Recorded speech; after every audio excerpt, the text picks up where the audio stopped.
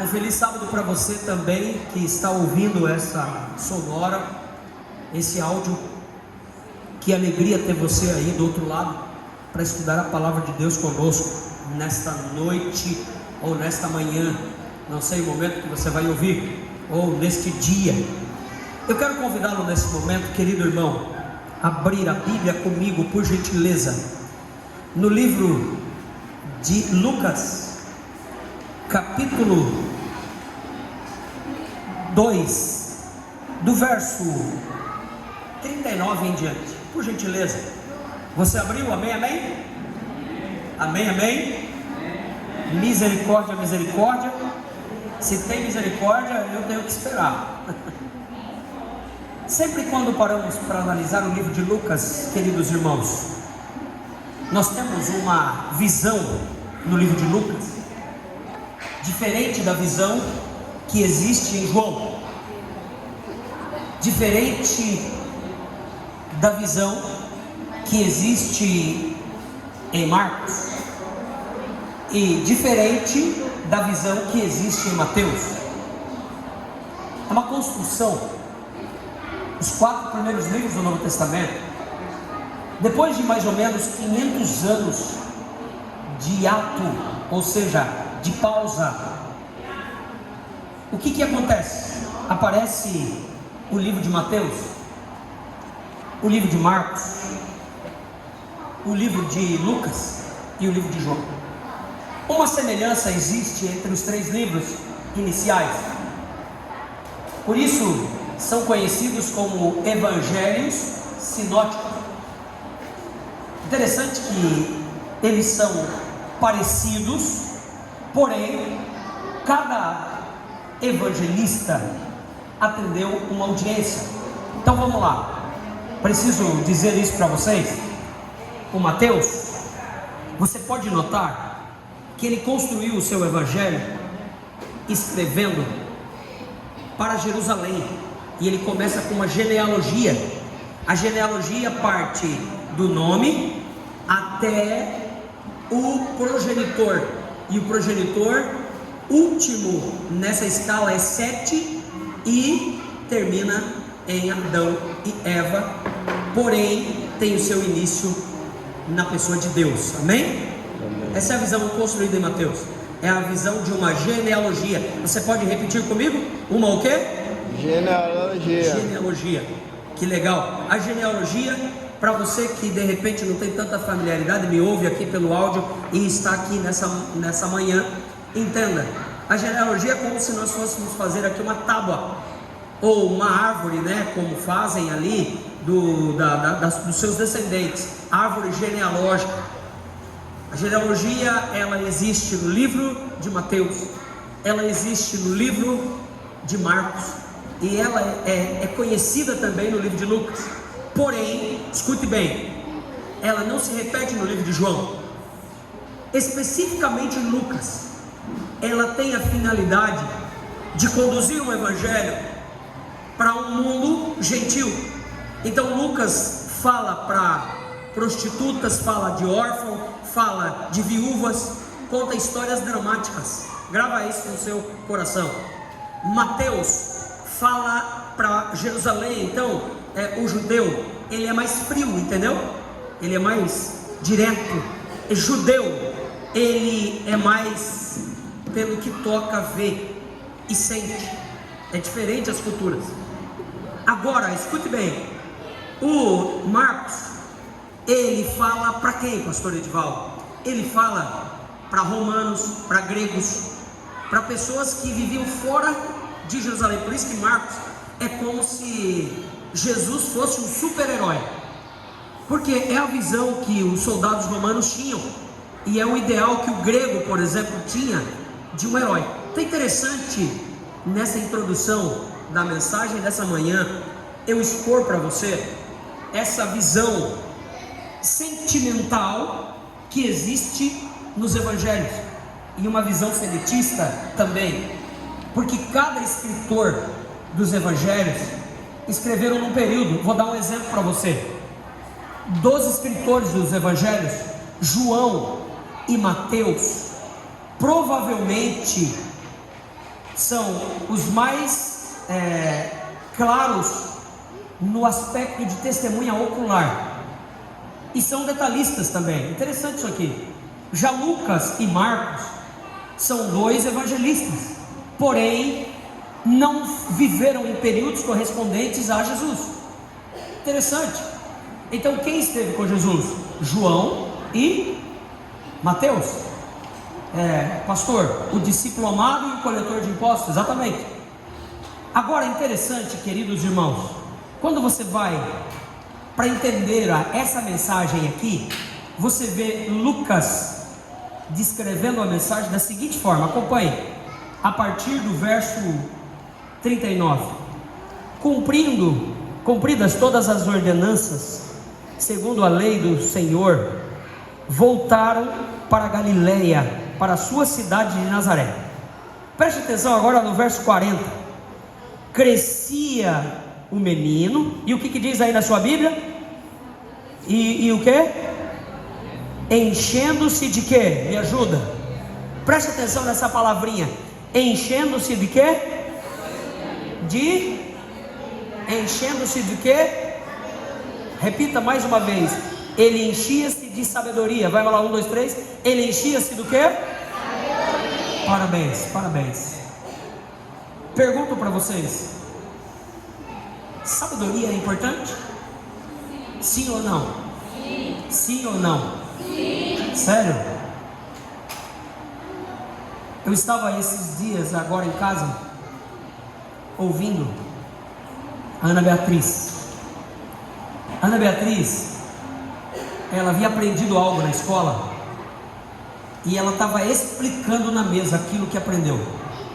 Eu fiquei pensando que é exatamente uns 3, 4 anos atrás, a Ana Beatriz estava iniciando as suas atividades escolares no Zoom, na frente do computador. E a Ana Beatriz não sabia absolutamente nada. Era completamente leiga em tudo que você possa imaginar. E ali, naquele dia na mesa, isso aconteceu essa semana, eu vi a Ana Beatriz parecendo uma professora, explicando sobre um assunto. Fiquei pensando comigo, meu Deus do céu, o processo da sabedoria no coração humano clareia a vida e dá um outro sentido para as pessoas. Você quer ver um outro exemplo? Há 10 anos atrás, eu tinha uma pessoa em casa, melhor, há uns 11 anos atrás, 12 talvez, eu tinha uma pessoa em casa que tinha iniciado, aliás, uns 15, o primeiro ano de enfermagem. E essa pessoa, ela tinha sonhos. Só que hoje, se você sentar com essa pessoa, para ela falar para você sobre assuntos que envolvem a enfermagem, você tem uma explicação melhor do que uma doutora. Eu tenho. Mas era uma pessoa que gostava e que hoje ama o que faz e é obcecada pelo que faz. Peço até que vocês orem pela Gisele, para que ela possa arrumar um trabalho aqui em Caxias, para viver a sua função. Falei para ela, se tivesse até que ajudar a pagar o salário, eu ajudava, para ela poder trabalhar. Mas sabe, a Gisele gosta muito do que faz, muito mesmo. Mas ela não conhecia nada. A sabedoria, ela faz algo na vida humana. E Deus, escute bem o que eu vou lhe dizer, Ele não precisava se valer da sabedoria humana para que Jesus fosse educado. Sabia disso?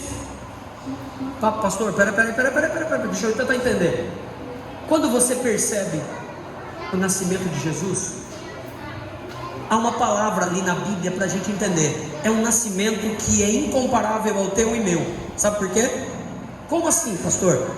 Porque você tem um progenitor. Quem é o teu progenitor? Teu pai. Pai e a sua genitora, mãe. Interessante. Agora, lhe pergunto, quem recebeu em seu ventre Jesus? Quem? Maria. Quem? Mas recebeu como, pastor Edivaldo? Da semente de José? Foi? muda completamente.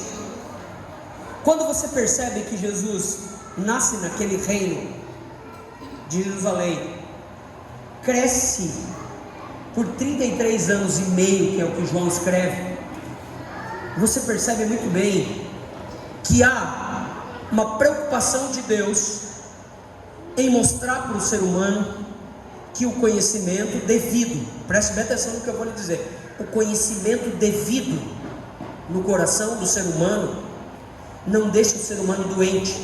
Você e eu precisamos de conhecimento.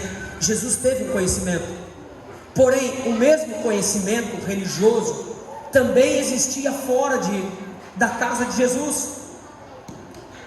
Pastor, que conhecimento era esse? O conhecimento que os homens estudavam no templo, um conhecimento sobre a Torá. Torá é lei de Deus.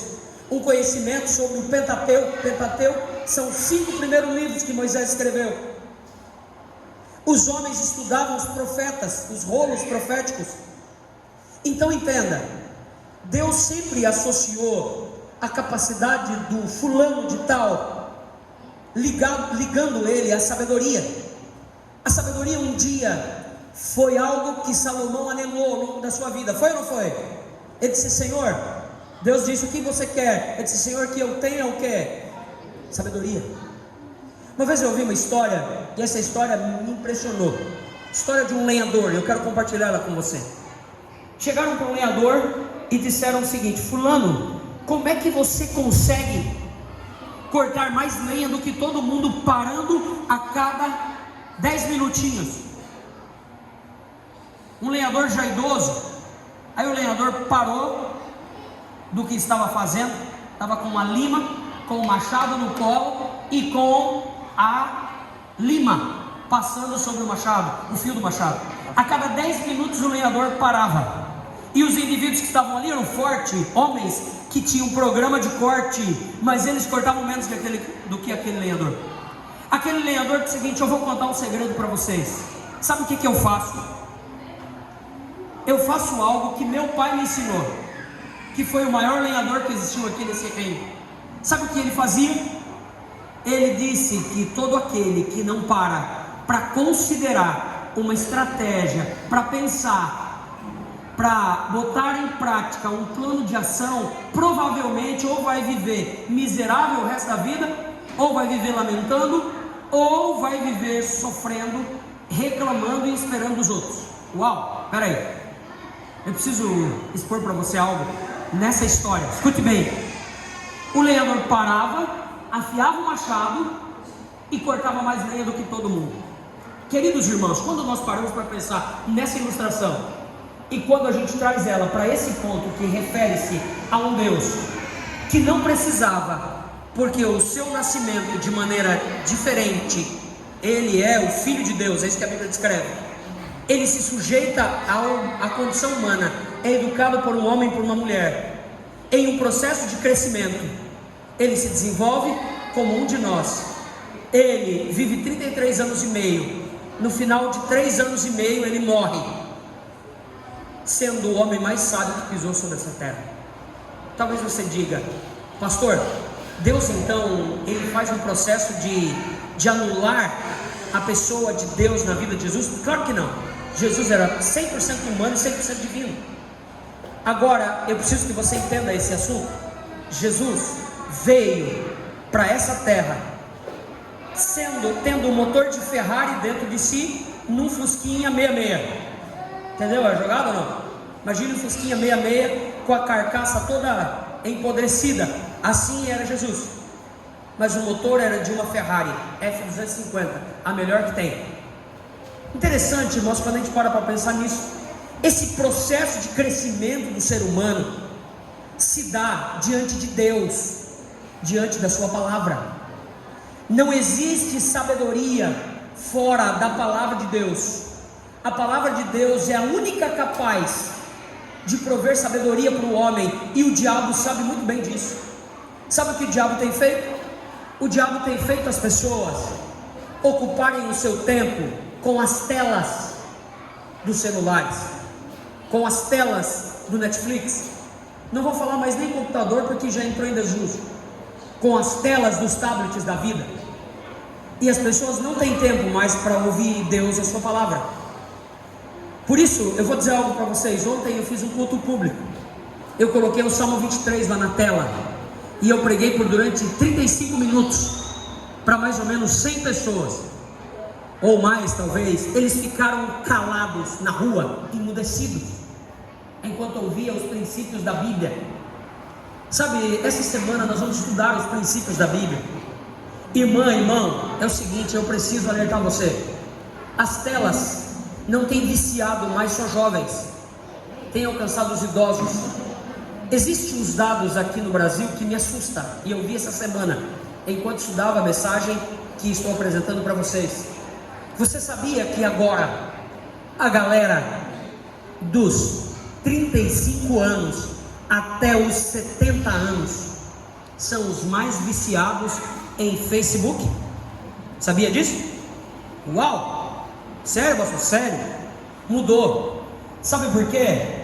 O diabo criou sistematizações para o ser humano, para viciar o ser humano. Então vamos lá, a galera de 35 a 70 anos é os Facebook da vida, fica o dia inteiro abaixando. Esses dias eu fiz uma conta, pensando no sermão que eu estou pregando para vocês hoje. Eu desci até o final de um único vídeo clicado na tela. O vídeo que eu cliquei na tela era um vídeo sobre como criar peixe em caixa d'água, né? Chama peixe ali, tilápia. Só naquela aba, é assim que diz lá no Facebook. Eu fiz isso nas duas contas, no Facebook e no Instagram. Eu já vou chegar lá no Instagram, mas presta atenção. No Facebook tinha 123 vídeos, só num clique de um vídeo. Tá louco? Eu não vi os vídeos, eu só fui contando 123 vídeos. Quando eu chegou lá no final, eu falei, meu Deus do céu, cada vídeo, se é bom de matemática, faz a soma. Cada vídeo tinha em torno de 2 minutos, 3 minutos. Vamos contar que seja 3. 3 minutos dá quantos vídeos? Quantas horas? 360. Oi? 360 minutos. É tempo. Cento e quanto? 360 minutos. 160 minutos dá quantas horas? 360. 360. 360 minutos dá quantas horas? Calcula aí. Pensa. Para pensar o quanto o inimigo cria mecanismo de te sugar. Se você brincar, escute bem, você não larga do telefone. Não larga, impressionante, não larga. Que coisa, né, irmãos? É forte isso aqui. A gente está falando do mundo atual. Você já viu? Olhe bem, preste bem atenção. Isso aqui é uma coisa que eu tenho em casa. Então eu tenho essa faixa etária. Você fala com o adolescente de hoje, se você não falar 4 vezes, parece que ele não entende. Estou falando coisa errada? Impressionante. Agora não é só adolescente não, sabia? Eu vou fazer comissão nas igrejas aqui em Caxias. Escuta bem o que você entenda, o que a gente está vivendo. Eu não estou sendo aqui fariseu, eu estou sendo claro com você. Nós temos um ser humano com defeito de fabricação. Tá difícil? Você, para pregar 30 minutos na igreja é uma luta. É uma luta, irmãos, uma luta. Não consegue mais absorver nada. 35 minutos esses dias. Olha bem, eu estava pregando em uma igreja, tinha bastante gente aqui no nosso distrito. Vou contar um milagre, mas não vou contar um santo. E eu pregando uma mensagem bíblica, e um menininho na frente dizendo o seguinte: pastor, mãe, já está na hora de ir embora, já está demorando. Eu não tinha pregado 15 minutos ainda. Mãe, já está demorando. Mãe, vamos embora. O menino falava alto na quarta ou quinta cadeira, e quem está aqui na frente vê tudo e ouve tudo, sabia? Sabe, queridos irmãos, eu vou dizer algo para você. Nós precisamos de sabedoria, muita sabedoria. Escuta bem o que o pastor vai lhe dizer. Sabedoria para ser seletista. Quando nós olhamos para as ofertas de hoje, nós temos aqui uma proposta bíblica que se discorre do verso 46 em diante. Você pode acompanhar. 3 dias depois, acharam Jesus aonde? Leia aí comigo o verso 46 do capítulo 2. Diz assim, 3 dias depois acharam o aonde? Me ajuda, o que está escrito aí? Aonde? Aonde? Aonde? Na igreja. Jesus estava onde? Na igreja. Olha agora o que diz aqui, verso 46. Acharam Jesus no templo, assentado no meio dos doutores, ouvindo e interrogando-os. Agora olha o verso 47. E todos que ouviam, muito se admiravam da sua inteligência e das suas respostas. Logo que os seus pais viram, ficaram maravilhados. E sua mãe lhe disse: filho, por que fizeste assim conosco? O teu pai e eu estamos aflitos, aflitos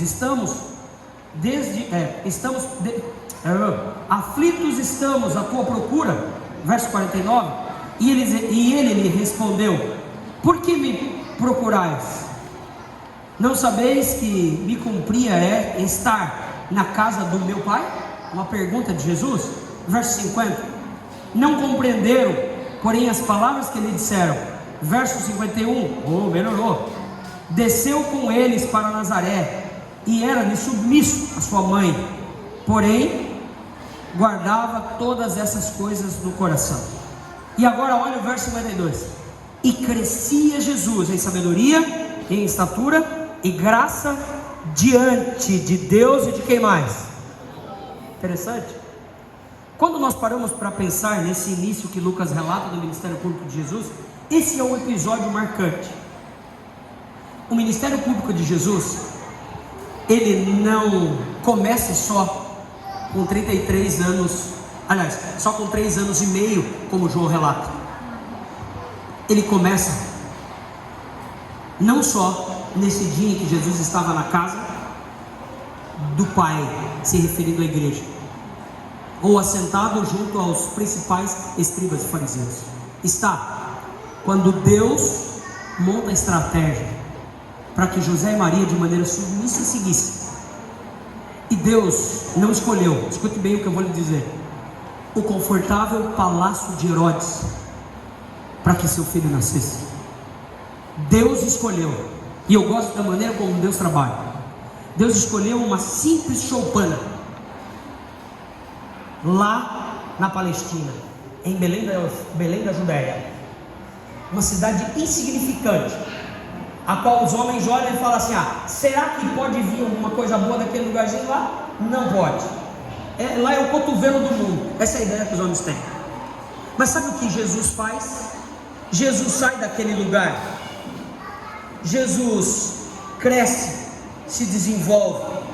Jesus, a história cristã de seu gerador, ela tem um tempo aproximadamente de 26 anos ou 28 anos, dizem os estudiosos, de silêncio. É muito tempo de silêncio, pastor. Esses 28 anos, não pense você que para Jesus foi um momento de ociosidade. Pelo contrário, foi de uma prática de vida religiosa. Tanto que você vê o que Jesus faz. Porém, você entende muito bem que a base que nós recebemos na nossa vida trabalha no nosso coração a sabedoria e o conhecimento. A sabedoria e o conhecimento faz a gente deixar de ser quem a gente era, deixar de viver como a gente vivia, deixar de fazer o que a gente fazia. Eu vou falar uma coisa para vocês aqui. Sabe uma coisa que eu gostava muito quando chegava em casa? Era de ir lá no sítio onde eu morava, para algumas latas que tinham em casa, e pedir para a mamãe torresmo de porco, carne de porco e etc, etc. Algumas latas que armazenavam alimentos. Não tínhamos geladeira naquela época, e era cozinhado, era armazenado ali depois de cozido. E era, lógico, com todo o higiene, com todo o cuidado e higiene possível. Mas quando chegava em casa, olhava para um fogão, em cima do fogão, defumando, tinha linguiça de porco, torresmo, tudo que você possa imaginar, bacon e etc, etc. Depois que Deus me deu sabedoria à luz da sua palavra, e eu pude entender que a carne do porco, por exemplo, ela é imunda, e Deus deixou o porco para limpar a natureza, e o porco é um faxineiro da natureza, assim como o urubu é. Camarão. Eu comecei a pensar da seguinte forma: meu Deus do céu, eu estou fazendo errado, está fora do princípio bíblico. Aí sabe o que eu fiz? Eu deixei, porque eu conheci, do uso daquilo que faz mal à saúde. Você também deixou. Escuta só, eu preciso te dizer algo aqui nessa manhã. Quando você busca o conhecimento diante de Deus, o conhecimento diante de Deus é como uma cápsula. Ele, em volta de você, lhe protege de ter problemas de saúde, amém? Lhe protege, trazendo para você o que você precisa para a sua vida. Mas acima de tudo, Deus deixa claro para nós que o conhecimento dos seus princípios produz riquezas no nosso coração, amém?